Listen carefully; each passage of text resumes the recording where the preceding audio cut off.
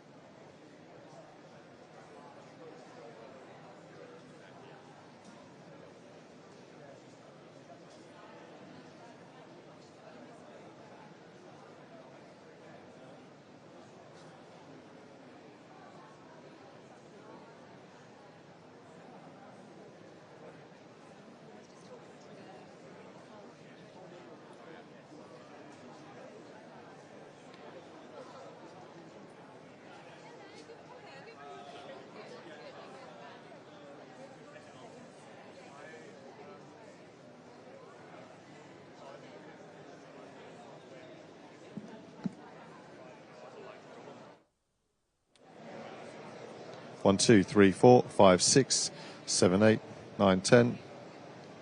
1, 2, 3, 4, 5, 6, 7, 8, 9, 10. 1, 2, 3, 4, 5, 6, 7, 8, 9, 10. Welcome and good morning. 1, 2, 3, 4. You happy with that? 1, 2, 3, 4, 5, 6.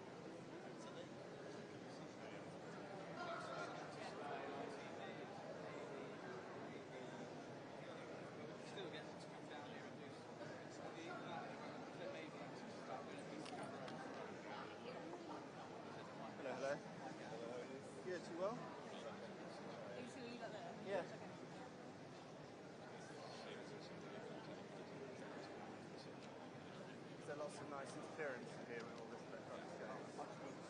Touch wood. Right so far. What else are big magnets on my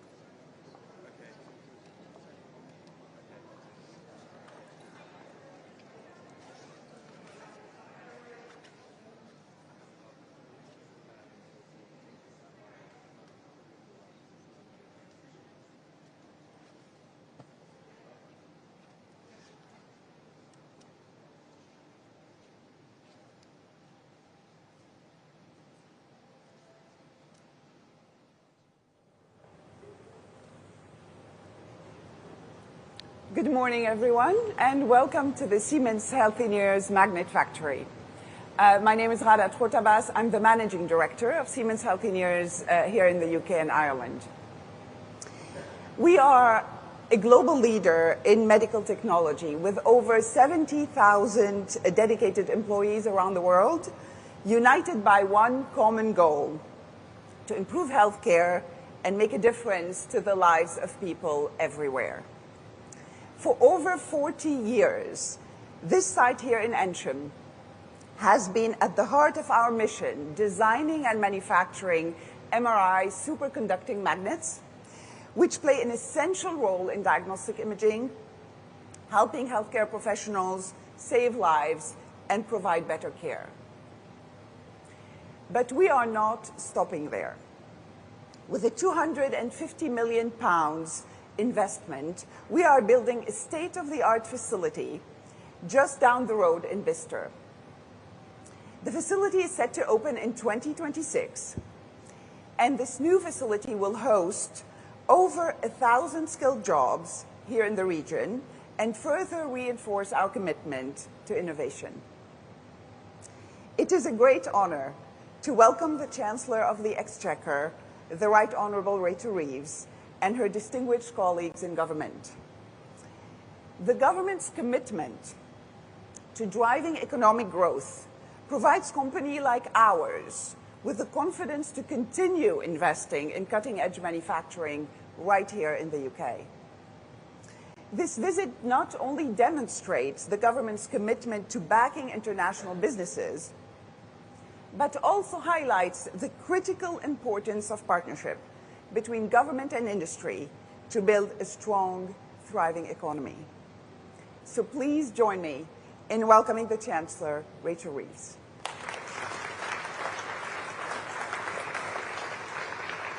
Welcome. Thank you very much, everybody. Thank you, Rada. It's fantastic to be here at the Siemens Healthineers at this amazing facility. Today, I want to talk about economic growth, why it matters, how we achieve it, and what we are going to do to go further and faster to deliver it. Before we came into office, the Prime Minister and I have said loud and clear, economic growth is the #1 mission of this government. Without growth, we cannot cut hospital waiting lists or put more police on the streets. Without growth, we cannot meet our climate goals or give the next generation the opportunities that they need to thrive. But most of all, without economic growth, we cannot improve the living standards of ordinary working people. Because growth isn't simply about lines on a graph. It's about the pounds in people's pockets, the vibrancy of our high streets, and the thriving businesses that create wealth, jobs, and new opportunities for us, for our children and grandchildren. We will have succeeded in our mission when working people are better off. I know that the cost of living crisis is still very real for many families across Britain. The sky-high inflation and interest rates of the past few years have left a deep mark, with too many people still making sacrifices to pay the bills and to pay their mortgages. But we have begun to turn things around. Everything I see as I travel around the country gives me more belief in Britain and more optimism about our future. Because we as a country have huge potential. A country of strong communities, with small and local businesses at their heart. We are at the forefront of some of the most exciting developments in the world, like artificial intelligence and life sciences, with great companies like DeepMind, AstraZeneca, Rolls-Royce, and of course Siemens, delivering jobs and investment across Britain. We have fundamental strengths in our history, in our language, and in our legal system to compete in a global economy. But for too long, that potential has been held back. For too long, we have accepted low expectations and accepted decline. We no longer have to do that. We can do so much better. Low growth is not our destiny.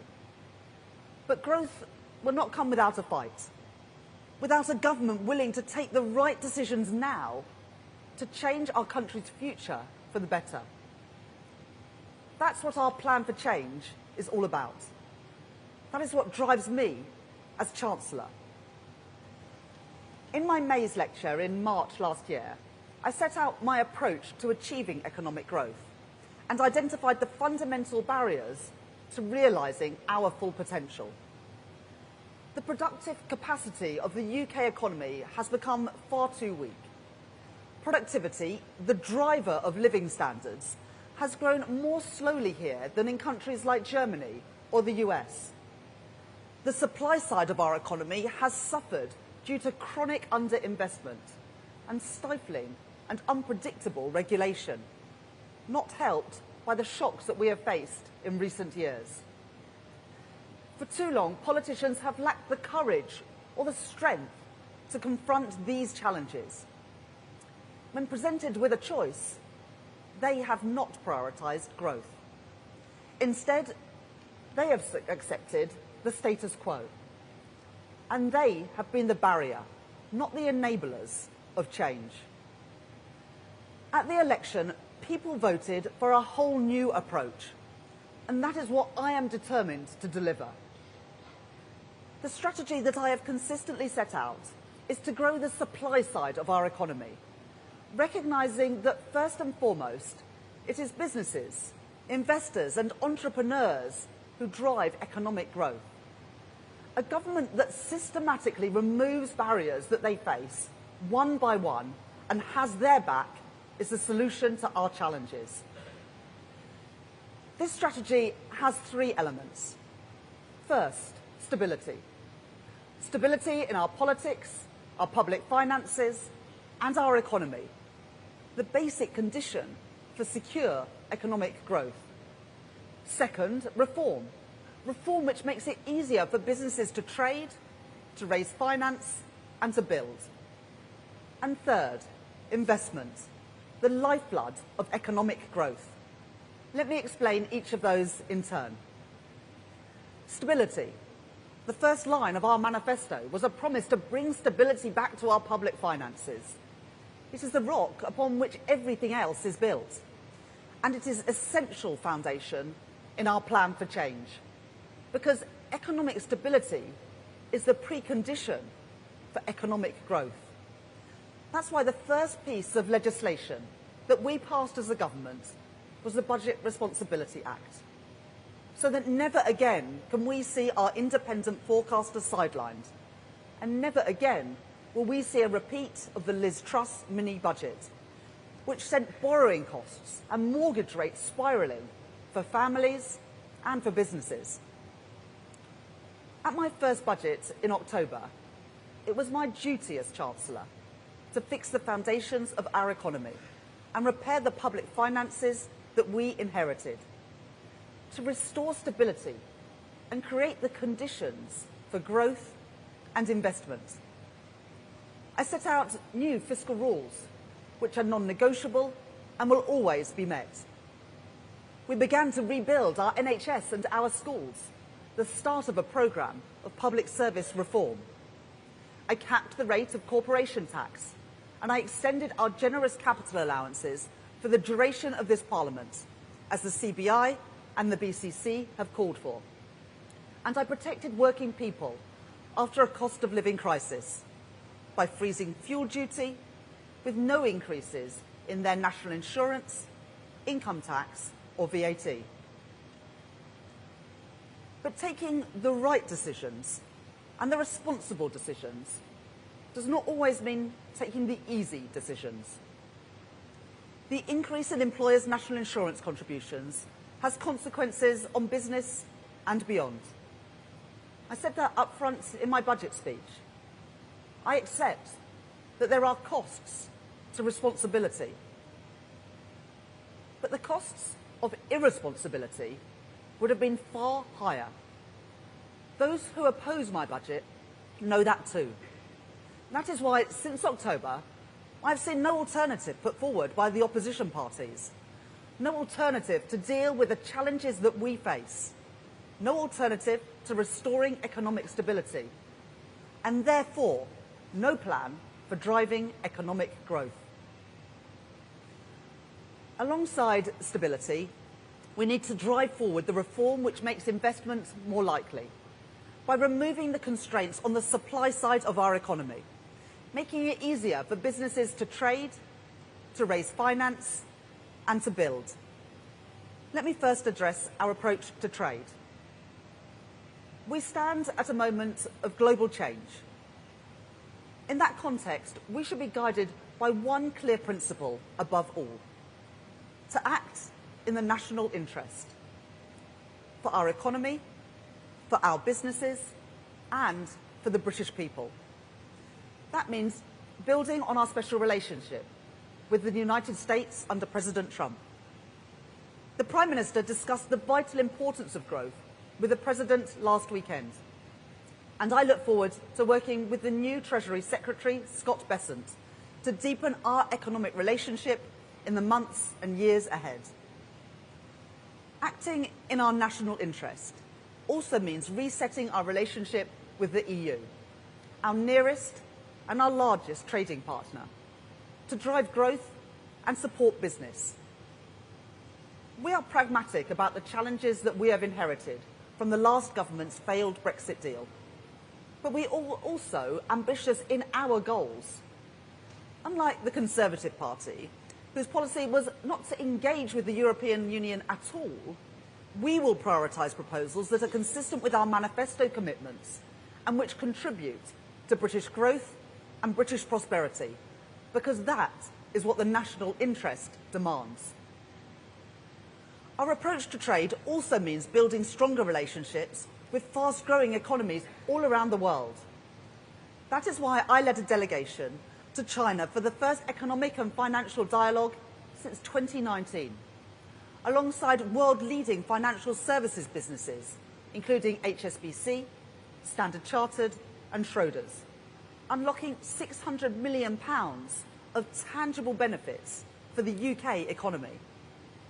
And I am pleased to confirm that the Business and Trade Secretary will shortly visit India to restart talks on the free trade agreement and bilateral investment treaty that the last government failed to deliver. Our businesses can only realise these opportunities if they can recruit the skilled staff that they need. So we are reforming our employment system to create a national jobs and careers service. We have created Skills England to meet the skills of the next decade in sectors like construction and engineering. And we will deliver fundamental reform of our welfare system. That includes looking at areas that have been ducked for too long, like the rising cost of health and disability benefits. And the Secretary of State for Work and Pensions will set out our plans to address this ahead of the spring statement. Next, the Immigration White Paper. That will bring forward concrete proposals to bring the overall levels of net migration down. But we know that the UK is in an international competition for talent in vital growth sectors. That is why last week I set out plans for attracting global talent to Britain. We will look at the visa routes for very highly skilled people, so the best people in the world choose the UK to live, work and create wealth, bringing jobs and investment to Britain. To help businesses access the finance and support they need to grow, we have delivered significant reforms to provide greater flexibility for firms and founders to raise finance on UK capital markets by rewriting our listing rules. In my Mansion House speech, I announced a series of reforms to our pension system, including the creation of larger consolidated funds, which have much greater capacity to invest in high-growth British companies at the scale that we need them to. The consultation on these reforms is already complete, and the final report will be published in the spring. Yesterday, we confirmed that we have plans to go further, whilst always protecting the important role that pension funds play in the gilt market. we will introduce new flexibilities for well-funded defined benefit schemes to release surplus funds where it is safe to do so, generating even more investment into some of our fastest growing industries. I know too that businesses are held back by a complex and unpredictable regulatory system, and that is a drag on investment and innovation. We have already provided new growth-focused remits to our financial service regulators. We have announced a new interim chair of the Competition and Markets Authority, and we have established the Regulatory Innovation Office with an initial focus on synthetic biology, space, AI, and connected and autonomous vehicles. But we need to go further, and we need to go faster. So earlier this month, I met the heads of some of our largest regulators. They have already provided a range of options to drive growth in their sectors and proposals for how they can be more agile and responsive to businesses. And we will publish that final action plan in March to make regulation work much better for our economy. To get Britain building again, we have delivered the most significant reforms to our planning system in a generation. I have been genuinely shocked about how slow our planning system is, by how long it takes to get things done. Take the decision to build a solar farm in Cambridgeshire, a decision that the Energy Secretary took only a few weeks into the job in July, but which had first come to government's attention in 2021. It's ridiculous. The Deputy Prime Minister now has already driven significant progress across government in addressing these issues.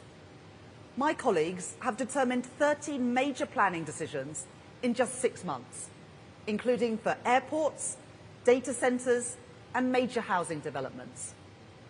We have significantly raised housing targets across the country and made them mandatory so that we can build 1.5 million homes in this Parliament. We have reformed decades-old green belt policies, making it easier to build on the grey belt land around our major cities. And we have opened up our planning system to build new infrastructure, like onshore wind farms or data centres driving the AI revolution.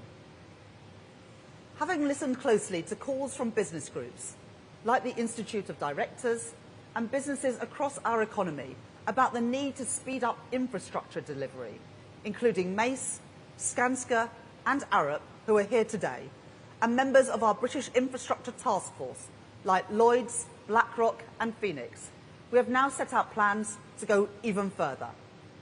Last week, we confirmed our priorities for the Planning and Infrastructure Bill, to rapidly streamline the process for determining applications, to make the consultation process far less burdensome, and to fundamentally reform our approach to environmental regulation. The problems in our economy, the lack of bold reform that we have seen over decades, can be summed up by a £100 million bat tunnel built for HS2. The type of decision that has made delivering major infrastructure in our country far too expensive and far too slow. So we are reducing the environmental requirements placed on developers when they pay into a nature restoration fund that we have created, so they can focus on getting things built and stop worrying about the bats and the newts. And to build our new infrastructure, like nuclear power plants, train lines and wind farms more quickly, we are changing the rules to stop blockers getting in the way of development through excessive use of judicial review.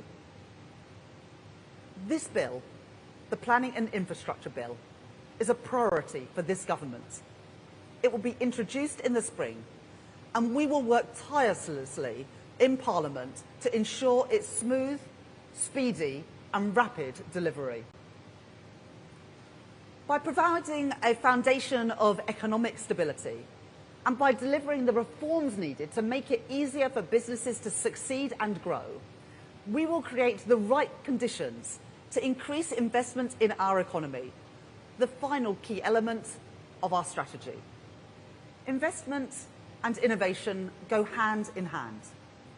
I want to see the sounds and the sights of the future arriving, delivered by amazing businesses like Wave and Oxford Nanopore. They are the future, and Britain should be the best place in the world to be an entrepreneur.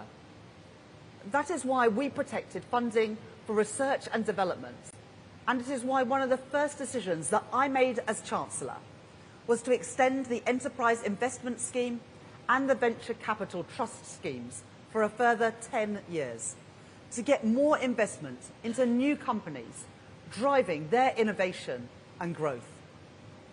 I am determined to make Britain the best place in the world to invest. That was my message in Davos last week. That ambition demands action. The International Investment Summit that we hosted in October delivered £63 billion of investment right across our country. From Iberdrola, doubling its investment in clean energy in places like Suffolk. Blackstone investing £10 billion in a data centre in Northumberland. And Erin Holdings investing £1 billion in advanced manufacturing in North Wales. While the lifeblood of growth is business investment, a strategic state has a crucial role to play. That is why we established the National Wealth Fund, to create that partnership between business, private investors and government to invest in the industries of the future, like clean energy. Today I can announce 2 further investments by the National Wealth Fund. First, a £65 million investment for Connected Curb to expand their electric vehicle charging network across the UK. And second, a £28 million equity investment in Cornish Metals, providing the raw materials to be used in solar panels, wind turbines and electric vehicles, supporting growth and jobs in the southwest of England.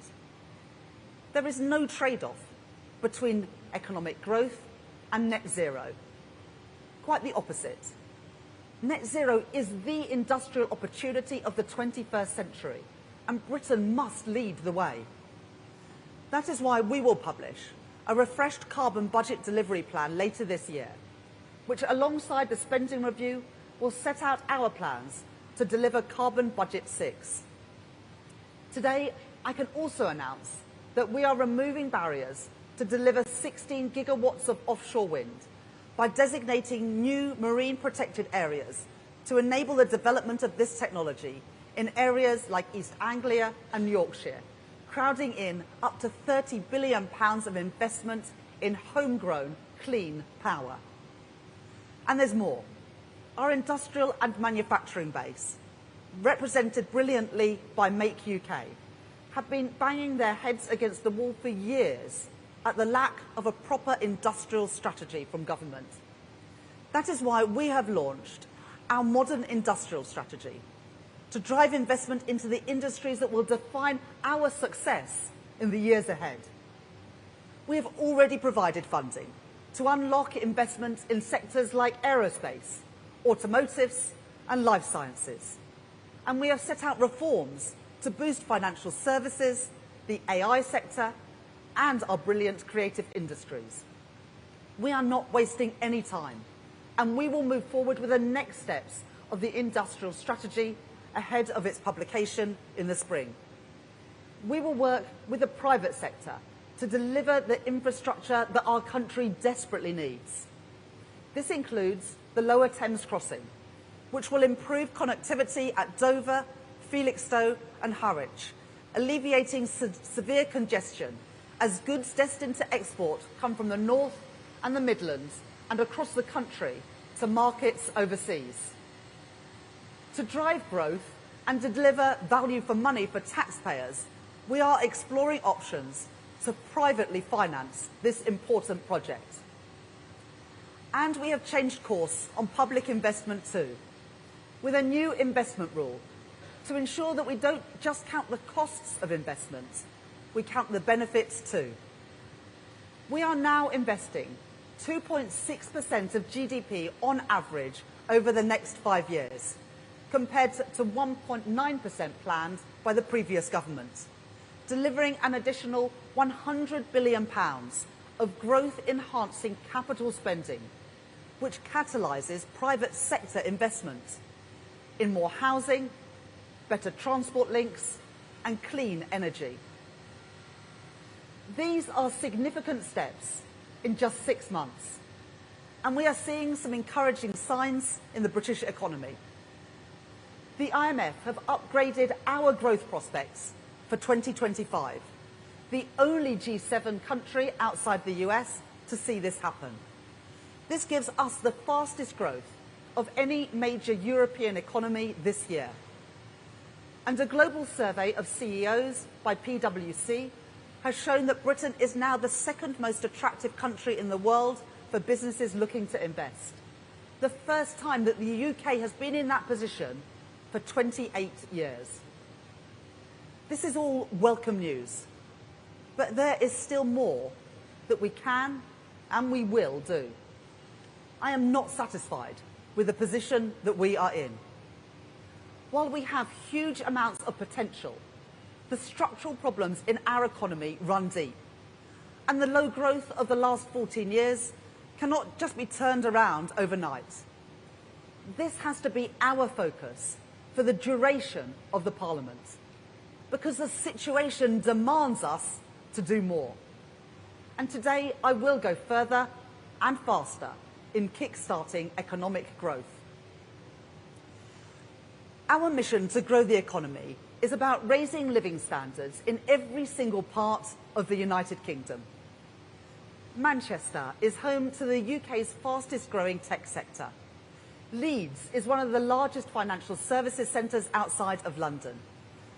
These great northern cities have so much potential and promise, which our brilliant Metro mayors, Andy Burnham and Tracy Brabin, are working hard to realise, just like our other Metro mayors are doing to deliver new opportunities in their areas. And there is so much more that government can do to support our city regions. To achieve this requires greater focus on two key areas: infrastructure and investment. If we can improve connectivity between towns and cities across the north of England, we can unlock their true growth potential by making it easier for people to live, travel and work across the area. At the budget, I set out funding for the Transpennine Route upgrade, a multi-billion-pound programme of improvements that will connect towns and cities from Manchester to York via Staley Bridge, Leeds and Huddersfield. We are delivering railway schemes to improve journeys for people across the north, including upgrades at Bradford Forster Square and by electrifying the Wigan to Bolton line. We are committed to supporting the delivery of a new mass transport system in West Yorkshire. And in spring, we will publish the spending review and a 10-year infrastructure strategy, which will set out further detail of our plans for infrastructure investment right across the UK. New transport infrastructure can also act as a catalyst for new housing. We have already seen the benefits that unlocking untapped land around stations can deliver in places like Stockport, where joint work, spearheaded by Andy Burnham and council leaders, has delivered new housing and wider commercial opportunities. We will introduce a new approach to planning decisions on land around stations, changing the default answer to yes. We are working with the devolved governments to ensure the benefits of growth can be felt across Scotland, Wales and Northern Ireland, including by partnering with them on the industrial strategy to support their considerable sectoral strengths. And in December, I met with Metro mayors from across England. They told me that more opportunities for investment are vital if their local economies are to grow in the years ahead. We are listening closely to them. As the Metro Mayor of Liverpool, Steve Rotherham, has called for, we will review the Green Book and how it is being used to provide objective, transparent advice on public investment across the country, including outside London and the South East. This means that investment in all regions is given a fair hearing by the Treasury that I lead.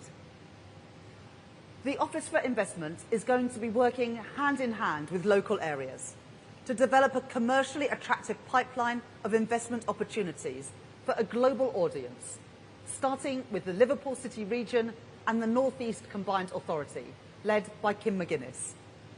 The National Wealth Fund is establishing strategic partnerships to provide deeper, more focused support for city regions, starting in Glasgow, West Yorkshire, the West Midlands and Greater Manchester. We are supporting key investment opportunities across the UK. The government is also backing Andy Burnham's plans for the redevelopment of Old Trafford, which promises to create new housing and commercial development around a new stadium to drive regeneration and growth in the area. We are moving forward with the Wrexham and Flintshire Investment Zone, focusing on the area's strengths in advanced manufacturing, backed by major businesses like Airbus and JCB, to leverage £1 billion of private investment in the next 10 years, creating up to 6,000 jobs. The last government stood by as Doncaster Sheffield Airport was closed by its owner, despite the overwhelming support for it to stay open. It now sits idle, despite the potential to drive jobs and growth across the north. So I can announce today that we will work with Doncaster Council and the Mayor of South Yorkshire, Oliver Coppard, to support their efforts to recreate South Yorkshire Airport City as a thriving regional airport. And finally, I am pleased to announce a partnership between Prologis and Manchester Airport Group in the East Midlands, where the Metro Mayor, Claire Ward, is doing an excellent job growing the local economy there. Prologis and MAG will work together to build a new advanced manufacturing and logistics park at East Midlands Airport, unlocking up to £1 billion of investment and 2,000 jobs at the site. A major investment from a global business into our country, representing a huge vote of confidence in the East Midlands and in the UK. This is just the start of our work to get more investment into every nation and region of Britain. Next, I want to set out further detail for plans for the area we are in today. Oxford and Cambridge offer huge potential for our nation's growth prospects. Only 66 miles apart, these cities are home to two of the best universities in the world, and the area is a hub for globally renowned science and technology firms. This area has the potential to be Europe's Silicon Valley.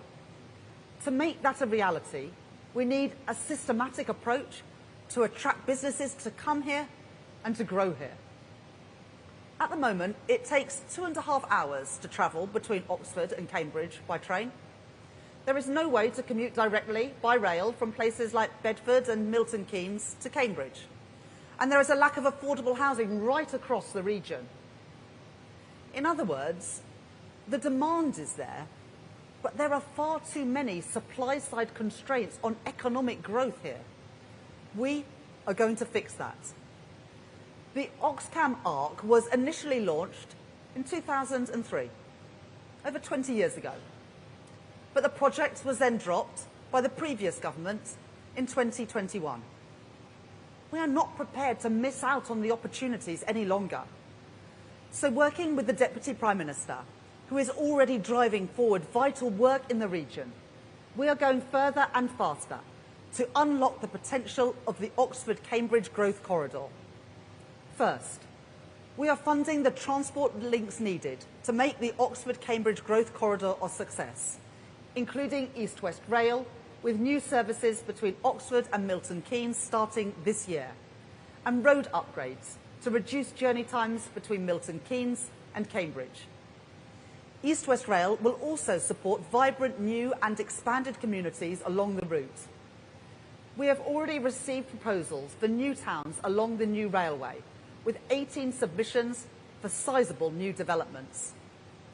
At Tempsford, the nexus of the East Coast Main Line, the A1 and East West Rail, we will move quicker to deliver a mainline station, meaning journey times to London of under an hour and to Cambridge in under 30 minutes when East West Rail is operational.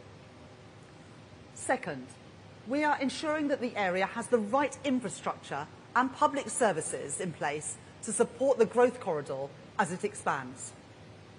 A new Cambridge Cancer Research Hospital is being prioritised for investment as part of Wave 1 of the new hospital programme. Water infrastructure has also been a major hindrance to development in the region. We have now agreed water resources management plans, unlocking £7.9 billion of investment in the next 5 years, including plans for the new Fens Reservoir serving Cambridge and the South East Strategic Reservoir near Oxford.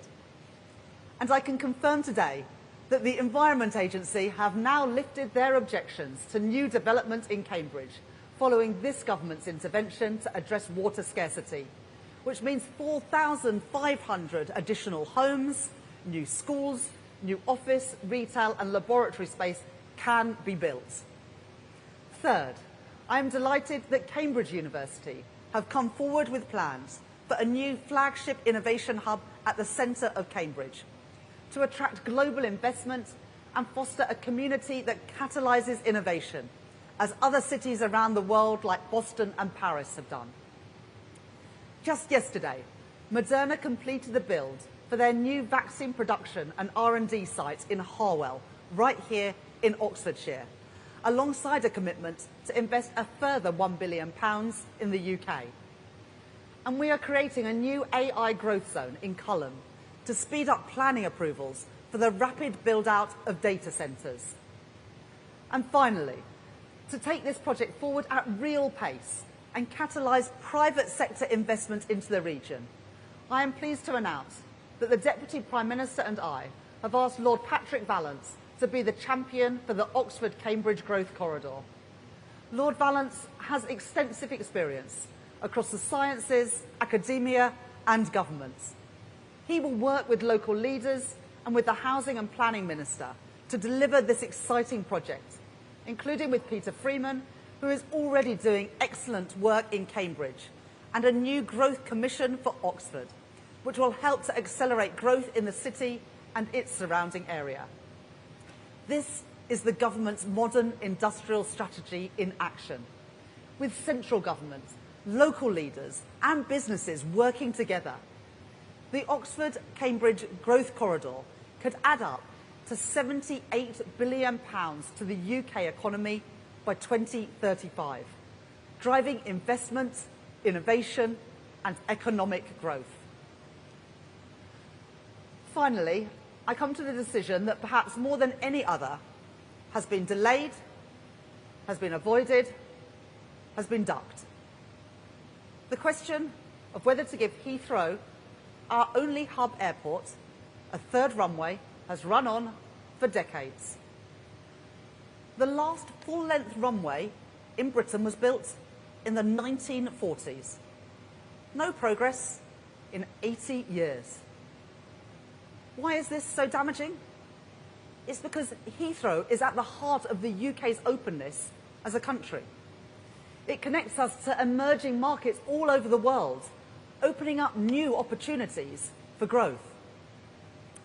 Around 3/4 of all long-haul flights in the UK go from Heathrow. Over 60% of UK air freight comes through Heathrow. And about 15 million business travellers used Heathrow in 2023. But for decades, its growth has been constrained. Successive studies have shown that this really matters for our economy. According to the most recent study from Frontier Economics, a third runway could increase potential GDP by 0.43% by 2050. Over half, 60% of that boost, would go to areas outside of London and the South East, increasing trade opportunities for products like Scotch whisky and Scottish salmon, already two of the biggest British exports out of Heathrow. And a third runway could create over 100,000 jobs. For international investors, persistent delays have cast doubt about our seriousness towards improving our economic prospects. Business groups like the CBI, the Federation of Small Businesses, and the Chambers of Commerce right across the UK, as well as trade unions like GMB and Unite, are clear. A third runway is badly needed. In 2018, the previous government steered its airport's national policy statement through Parliament, but no action was taken. It simply sat on the shelf. We are taking a totally different approach to airport expansion. This government has already given its support to expansion at City Airport and at Stansted. And there are 2 live decisions on Luton and Gatwick which will be made by the Transport Secretary shortly. But as our only hub airport, Heathrow is in a unique position, and we cannot duck the decision any longer. I have always been clear that a third runway at Heathrow would unlock further growth, boost investment, increase exports, and make the UK more open and more connected. And now the case is stronger than ever, because our reforms to the economy, like speeding up the planning system and our plans to modernise UK airspace, means the delivery of this project is now set up for success. So I can confirm today that this government supports a third runway at Heathrow and is inviting proposals to be brought forward by the summer. We will then take forward a full assessment through the Airport National Policy Statement. This will ensure that the project is value for money, and our clear expectation is that any associated surface transport costs will be financed through private funding.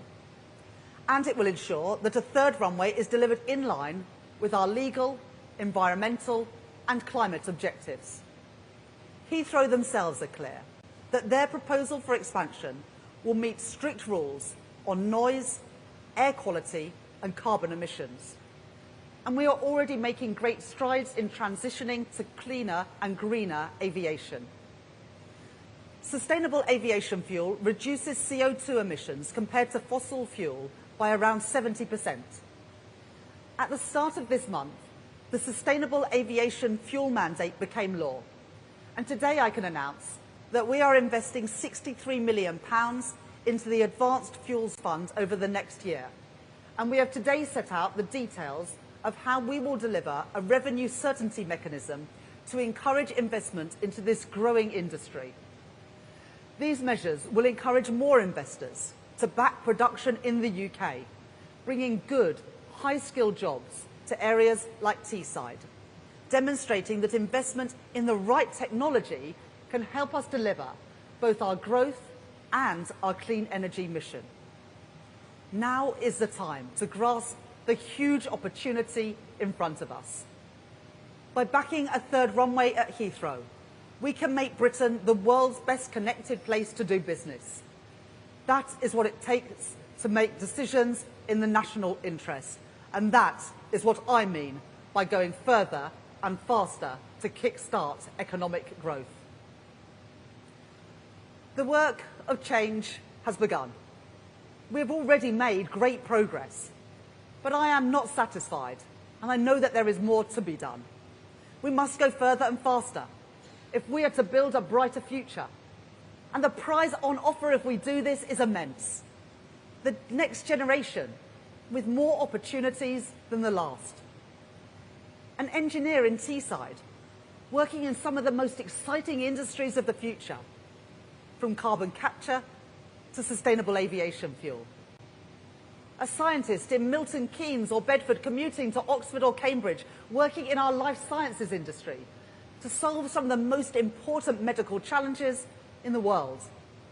A small business owner in Scotland knowing that they can expand and export to new markets right across the world. Wealth created and wealth shared in every part of Britain.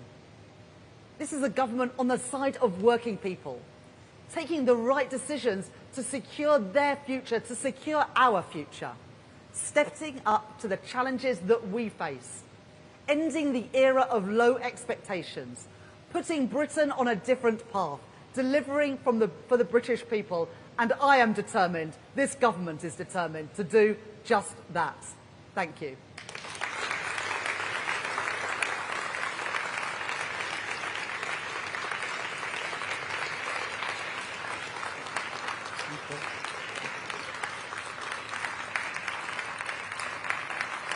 Thank you. I'll now take a number of questions. I'll start with Chris Mason from the BBC. Thank you, Chancellor. Chris Mason, BBC News. The scars in our economy run deep. We've had the pandemic, we've had conflict, we've had the financial crisis, as I say, and also the colossal shift of economic heft towards China and the East. What do you say to those who might say, is this anywhere near enough? When will we see cranes in the sky? And what happens if it doesn't work? Thank you.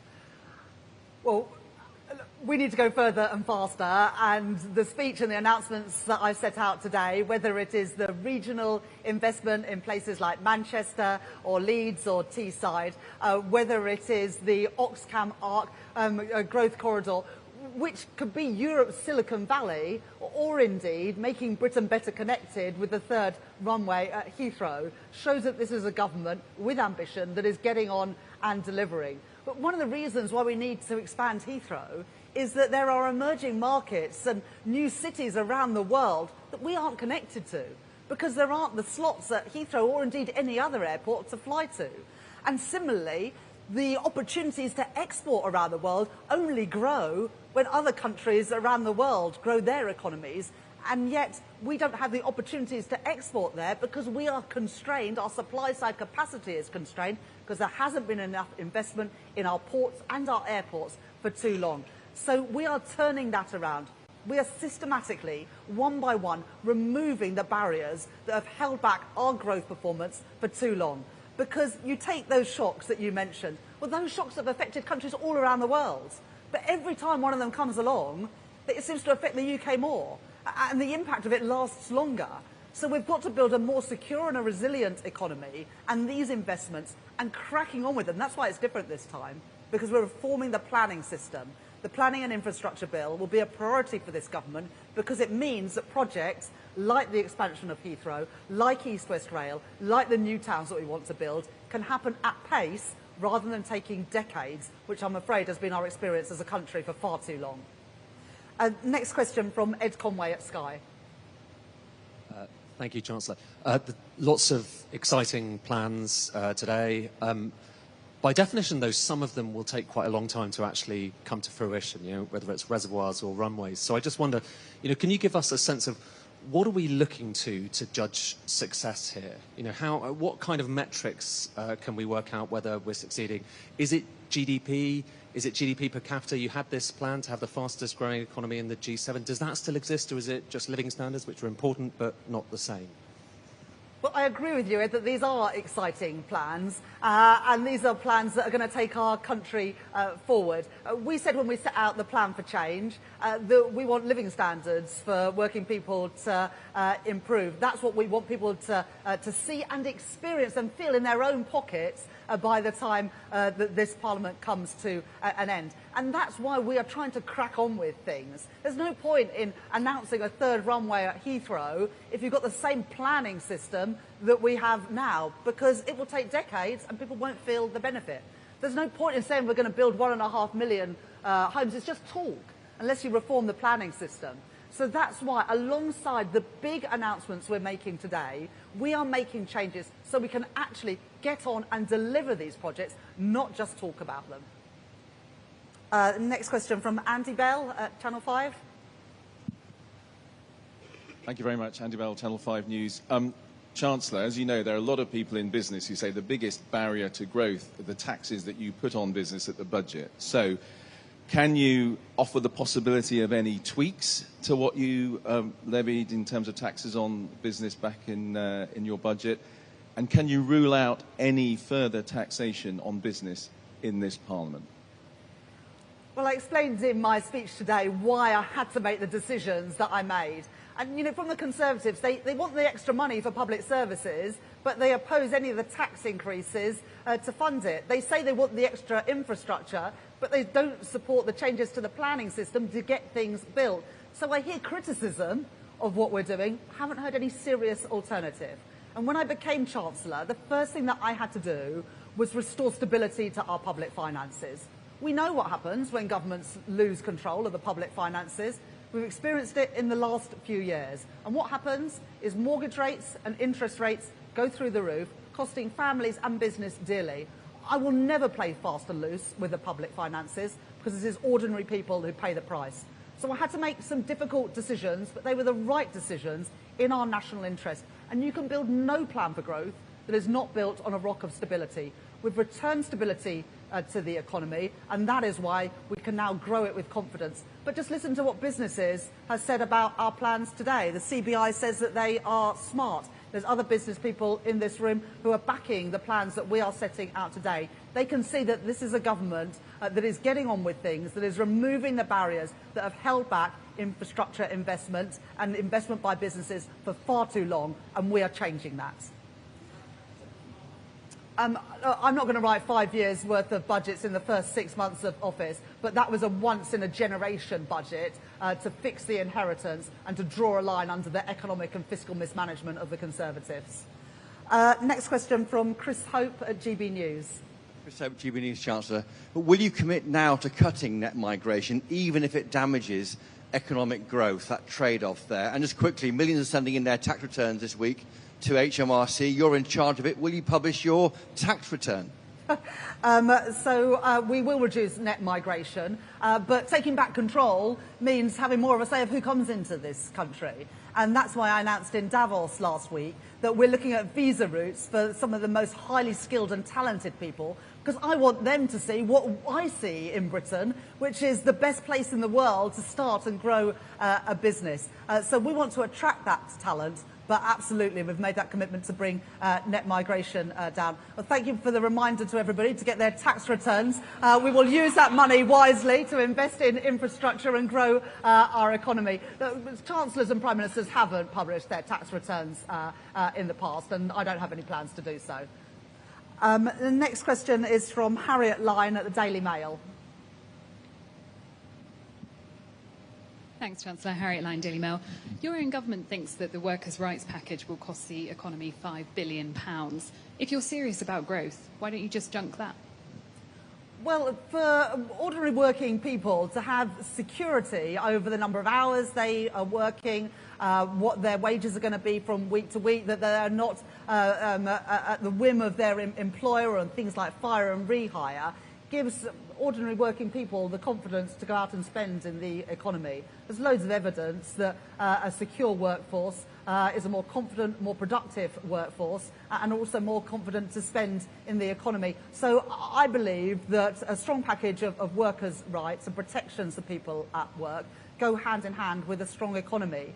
But throughout the whole process of the Employment Rights Bill, Angela Rayner and Johnny Reynolds have worked closely with business to understand their concerns on things like the importance of having probation periods, for example, and the flexibility to take on workers during busy times, whether that's the holiday or Christmas. And the bill that we take through Parliament will reflect those concerns so that we get the balance right, supporting working people and supporting businesses. The next question is from Heather Stewart at The Guardian.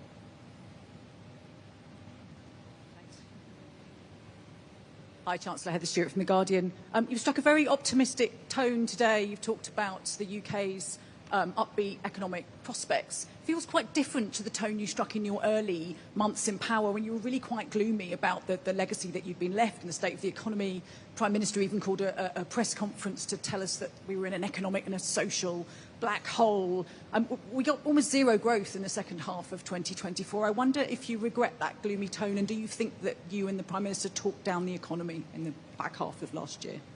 Well, the truth is I did face a real challenge when I became Chancellor with a £22 billion black hole, not for some year in the future, but in the financial year we were in. And that required a number of difficult decisions on spending, on welfare and taxation. But I didn't shy away from those decisions, because if I had have tried to sweep them under the carpet, then we'd be here at this event today where businesses would know that the public finances didn't add up and know that I'd have to come back with more tax increases. And the questions would be, well, you know, you've still got this black hole in the public finances, so how are you going to fill them? We have now drawn a line under that economic mismanagement. The decisions weren't easy. I recognise that they have consequences, but the consequences of doing nothing and allowing our public finances to go unchecked would have been even greater. Returning stability to the economy, which has allowed the Bank of England to cut interest rates twice since this government came to office. Inflation now much closer anchored to 2%, now standing at 2.5%. Wages rising at twice the rate of inflation shows that some of that stability that we were lacking for so many years under the Conservatives has returned to the economy. But I am upbeat and optimistic about our country's prospects. Who wouldn't be being here at Siemens today? Who wouldn't be seeing what Rolls-Royce are doing in Derby, seeing what Hitachi are doing in Newton Aycliffe, seeing what Oxford Nanopore do just down the road? We have amazing companies in this country doing fantastic things, but the truth is we don't see that in the productivity and the GDP numbers. So we've got to turbocharge our economy. We've got to go further and faster in delivering the stability, the reform and the investment that is required to turn around our economic performance. I'll take the next question from Daniel Martin from The Telegraph. Hello, Chancellor. If the economy continues to underperform and you don't meet your fiscal rules, can you rule out taking tax and spending measures on March the 26th? You need to have a bit of Ed Conway's optimism about our exciting plans. Look, the OBR will be doing a report on March the 26th, an updated economic and fiscal report. It's still 2 months until that happens. Of course, they take into account a whole range of factors, and I look forward to seeing their forecast. I've been really clear about the fiscal rules. They are non-negotiable. They are what give stability to our economy. But we're still 2 months off, and a lot of things happen in that time. So I'm not going to give a running commentary on the March the 26th forecast, Daniel. The next question from Phil Aldrich at Bloomberg.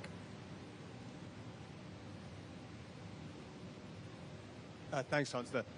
You've set out a remarkable array of supply-side reforms, which are going to potentially have quite big effects over the long term. But in the short term, we've got the NICS rise coming up in April, which is an immediate drag on growth, potentially, from the point of view of businesses. Are you doing anything in the short term to address these growth-depressing facets?